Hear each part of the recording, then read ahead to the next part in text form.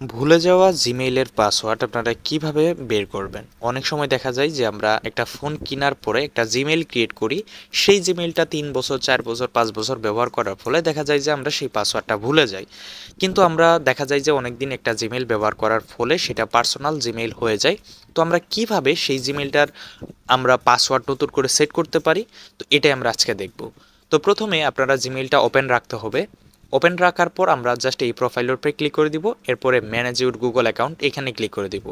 এরপরে দেখতে পাচ্ছেন পার্সোনাল ইনফো এখানে ক্লিক করে দিব। ক্লিক করে দেওয়ার পর একটু স্ক্রল করে নিচে এলে এখানে আমরা দেখতে পারবো যে পাসওয়ার্ড লাস্ট চেঞ্জ পাসওয়ার্ডটা। তো আমরা লাস্ট চেঞ্জের এখানে ক্লিক করে দিব।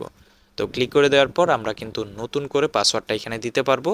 তো এখন আপনাদের যে ফোনের লকটা রয়েছে সেই লকটা আপনারা দিয়ে দিবেন। তো আমি ফোনের লকটা দিয়ে দিচ্ছি।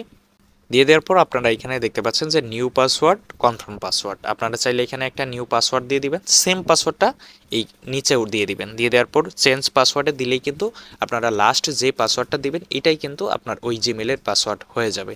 তো আশা করি বুঝতে পেরেছেন। ভালো লাগলে অবশ্যই চ্যানেলটি সাবস্ক্রাইব করে দিবেন।